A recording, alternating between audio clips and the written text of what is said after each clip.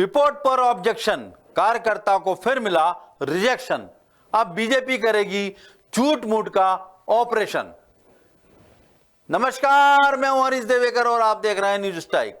बचपन में एक कहानी आपने खूब सुनी होगी, भेड़िया आया भेड़िया आया। जब तक गडरिया डराता रहता है तब तक भेड़िया आता ही नहीं है, और आखिर में जब वाकई में आता है तब लोग उसे सीरियसली नहीं लेते। खामियाजा भुगतता है वो बंदा जो हर बार भेड़िए के नाम की गीदड़ बपकी देकर लोगों को डराया करता था।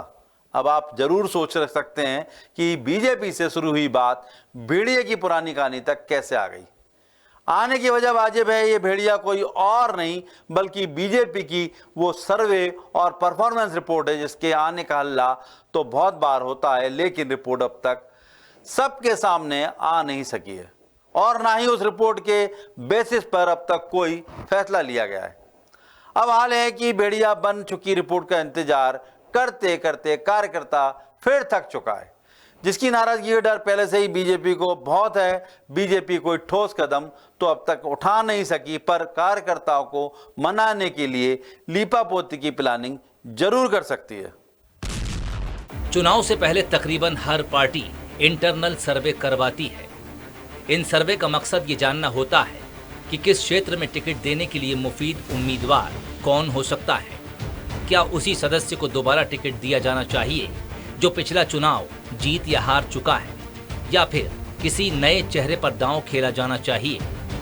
इन तमाम सवालों का जवाब जमीनी स्तर पर कराए गए सर्वे से ही मिलता है। इस बार बीजेपी ने इस सर्वे में एक नया पॉइंट और जोड़ दिया था, वो ये कि इस बार हर मंत्री और विधायक के काम का आकलन उसके डिजिटल परफॉर्मेंस से होगा।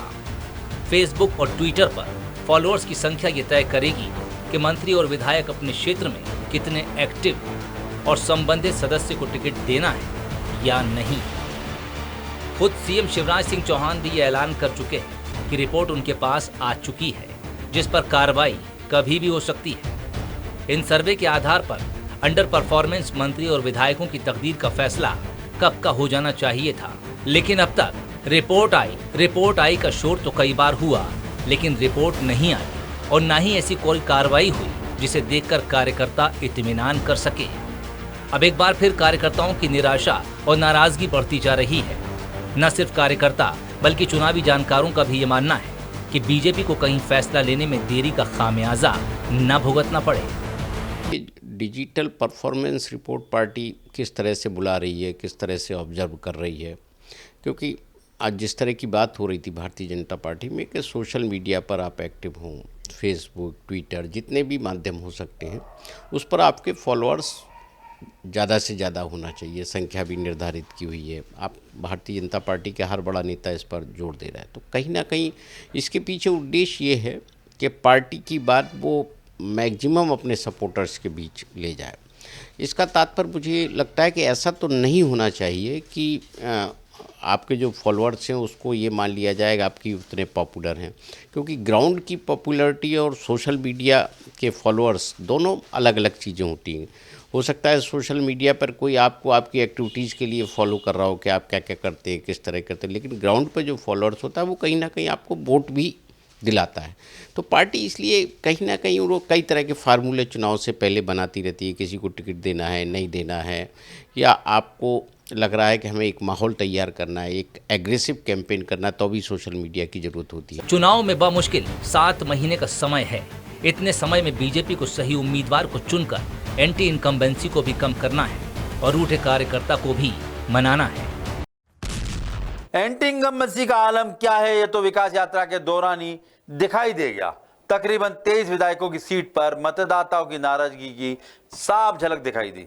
बीजेपी इसे नजरअंदाज कर भी दे, लेकिन कार्यकर्ताओं के गुस्से का क्या करेगी। वैसे चुनावी जीत के मामले में कार्यकर्ता को भगवान मानने वाली पार्टी उन्हें ज्यादा दिन तक नाराज नहीं रख सकती। सो अब ऐसी युक्ति खोज निकाली है कि नाराजगी का सांप भी मर जाएगा और शायद चुनावी जीत की लाठी को भी बचा ले जाएंगे। पर सियासी गलियारों में जिस जुगत की चर्चा है उसे आजमाकर क्या बीजेपी का नया ऑपरेशन सिर्फ लिपापोती महज नजर नहीं आता। विकास यात्रा करवाई तो इसलिए गई थी कि मंत्री विधायक इसी बहाने निकलकर अपनी जनता तक पहुंचेंगे, लेकिन जो नजारा दिखा उसने बीजेपी का सिरदर्द और बढ़ा दिया। कई सीटों पर विधायकों का इस कदर विरोध नजर आया कि जनता ने उन्हें उल्टे पांव ही लौटा दिया। नतीजा ये हुआ कि आम मतदाता की नाराजगी खुलकर सामने आ गई। विपक्ष को एक और नया मौका मिल गया और कार्यकर्ता को गुस्सा दिखाने का एक नया बहाना मिल गया। बीजेपी ने कोशिश खूब की कि ज्यादा ब्रेन स्टॉर्मिंग कर नए चेहरे तलाशने की जगह पुरानों को ही फील्ड में एक्टिव किया जा सके। इसके लिए पापड़ भी बहुत बेले गए। कभी सर्वे का डर दिखाया गया, कभी टिकट कटने का डर दिखाया गया। इसके बावजूद नतीजे फेवरेबल नहीं दिखे। कांग्रेस ने तो विकास यात्रा के बाद यह ऐलान ही कर दिया कि 172 सीटों पर बीजेपी को विरोध झेलना पड़ा। अधिकांश जगहों पर भारतीय जनता पार्टी की फजीहत हुई है। इस विकास यात्रा की एक उपलब्धि जरूर हुई है कि वे नौकरशाह जो भारतीय जनता पार्टी के एजेंट बनकर काम कर रहे थे, उनके चेहरे सामने हो गए हैं और कमलनाथ जी की सरकार में उनका हिसाब करेंगे। जैसे पन्ना कलेक्टर संजय मिश्रा। भाजपा की मुश्किलें बढ़ती ही जाएगी। कोई डिजिटल परफॉर्म नहीं होगा। जिन सिंधिया जी से भारतीय जनता पार्टी के लोग परेशान हैं, क्या उनके लिए कौन सा डिजिटल चलेगा, वो देखना है। कांग्रेस 145 प्लस होगी और स्पष्ट बहुमत के आधार पर हम लोग सरकार चलाएंगे। विरोध के दावे कितने सच्चे और झूठे हैं वो तो कहा नहीं जा सकता, पर इतना जरूर है कि विरोध की चिंगारी एक बार फिर कार्यकर्ताओं के गुस्से को भड़का गई, जिन्हें शांत कराने के लिए ये दिलासा भी दिया गया कि विकास यात्रा के बाद जो स्थिति नजर आई है उस पर भी रिपोर्ट तैयार हो रही है, जिसकी जानकारी आला कमान को सौंपी जाएगी और फिर फैसला होगा। लगातार कार्यकर्ता काम कर रहा है। सरकार के जनप्रतिनिधि जो भी है सरकार में, वो भी सब काम कर रहे हैं। अभी विकास यात्राएं अभूतपूर्व रूप से सफल हुई, उसमें जनप्रतिनिधि लगे और कार्यकर्ता जो संगठन पर काम करने वाले वे सब कार्यकर्ता लगे। भारतीय जनता पार्टी का इस समय कार्यकर्ता बूथ को मजबूत करने में लगा है। अभी बूथ सशक्तिकरण अभियान चल रहा है, बूथ विस्तारक अभियान 2 के अंतर्गत वो सब हर बूथ पर हम अपने पन्ना प्रभारी, पन्ना समिति का गठन करने के काम में लगे हैं। तो इसके काम को लेकर के कहाँ बाकी सब विषय मुझे नहीं समझ में आता।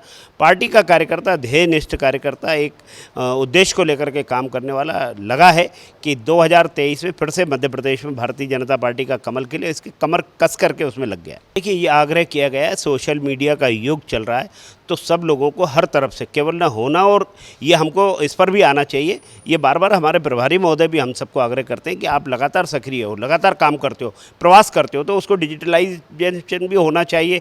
बूथ पर भी हम काम कर रहे हैं, तो एक्चुअल भी और वर्चुअल भी हर रूप से हमारी भूमिका है, तो हमारे कार्यकर्ताओं का उसमें भी आना चाहिए। ठीक है, आना चाहिए, उसमें सब लोग प्रयत्न कर रहे हैं, इसमें नाराजगी जैसा कोई विषय तो है ही नहीं। लेकिन ये नया पैंतरा भी कार्यकर्ताओं की नाराजगी को कम करने के काम नहीं आया। कार्यकर्ताओं को अब इस बात का बेसब्री से इंतजार है कि उनके क्षेत्र का नया चेहरा कौन होगा। यह अंदाजा लगाया जा सके। कई स्थानों पर पुराने मंत्री और विधायकों के लिए कार्यकर्ताओं में जबरदस्त नाराजगी है। ऐसी सीटों पर अब कार्यकर्ताओं के गुस्से को कम करने की जुगाड़ ढूंढ ली गई है। हाल ही में हुई कोर कमेटी की बैठक में इस मुद्दे पर चर्चा हुई। कार्यकर्ताओं की नाराजगी से डरी बीजेपी इस नतीजे पर पहुंची कि मंत्रियों के प्रभार वाले जिले बदल दिए जाएं। इस बैठक में ये कहा गया कि कार्यकर्ताओं की भावना का भी ख्याल रखना जरूरी है, इसलिए मंत्रियों के प्रभार वाले जिले बदल दिए जाने चाहिए। अब सवाल ये है कि जो कार्यकर्ता अब तक इस इंतजार में था कि नॉन परफॉर्मिंग चेहरे को हटाकर उसके क्षेत्र में नया चेहरा लाया जाएगा, वो कार्यकर्ता इस फेरबदल से खुश होगा या फिर ये फैसला सिर्फ लीपा पोती बनकर रह जाएगा? देखिए, प्रभारी जिले बदलने की बात बहुत समय से हो रही है, लेकिन उतना जो परिवर्तन जो होना है वो अभी हुआ नहीं है, मंत्रिमंडल में भी नहीं हुआ। देखिए, बहुत सारे जो मंत्री हैं उनको जो जिला दिया गया है वो उनके लिए ये भी सुविधाजनक नहीं हो रहा कि वो अपनी कॉन्स्टिट्यूंसी छोड़कर, यदि उज्जैन में रहने वाला आदमी को डिंडोरी आप दे देंगे तो शायद वो अपनी दोनों जगह से न्याय नहीं कर पाएगा। तो बहुत सारी व्यवहारिक दिक्कतें कई मंत्रियों का ये है कि वो जब उनके पास समय होता है तो अपने समर्थकों, कार्यकर्ताओं या अपने क्षेत्र पर ज़्यादा ध्यान देते हैं। और प्रभारी मंत्री की जो व्यवस्था है वो प्रशासनिक कामकाज के लिए कि कार्यकर्ता को नहीं आना पड़े, तो वो स्थिति अभी तक उसमें परिवर्तन हुआ नहीं है। चुनावी तैयारियों में जुटी बीजेपी फिलहाल कोई रिस्क मोल लेना नहीं चाहती, जिसका नतीजा है मंत्रियों के प्रभार वाले जिलों में फेरबदल का। इसी से जुड़ा आज का हमारा सवाल है, मंत्रियों के प्रभार वाले जिले बदलकर क्या शिवराज सरकार कार्यकर्ताओं की नाराजगी दूर कर पाएगी? जवाब के लिए आपके पास 3 ऑप्शन हैं, हाँ, नहीं या फिर पता नहीं। आप हमारे सोशल मीडिया अकाउंट यानी फेसबुक, यूट्यूब, इंस्टाग्राम और ट्विटर पर इसका जवाब दे सकते हैं। पिछली बार हमने आपसे पूछा था, क्या लाडली बहन योजना शिवराज सरकार के लिए ब्रह्मास्त्र साबित होगी? इस सवाल के जवाब में 32% लोगों ने कहा हाँ, 65% ने कहा नहीं, 3% बोले पता नहीं। इंतजार था कि परफॉर्मेंस रिपोर्ट के आधार पर मंत्रिमंडल में फेरबदल होगा। कार्यकर्ताओं को उम्मीद थी कि जिनकी रिपोर्ट खराब है उन्हें ताकीद कर दिया जाएगा या उनकी सीट पर अघोषित रूप से नया चेहरा लॉन्च कर दिया जाएगा। लेकिन चुनाव में सिर्फ 7 महीने का समय रह गया है और बीजेपी अब तक किसी नतीजे पर नहीं पहुंच सकी है। एक तरफ फैसला लेने में देरी है तो दूसरी तरफ कार्यकर्ताओं की नाराजगी का भी डर है। क्या डरी सहमी बीजेपी जिस जुगाड़ की फिराक में है उससे कार्यकर्ता के गुस्से को ठंडा कर पाएगी? नमस्कार।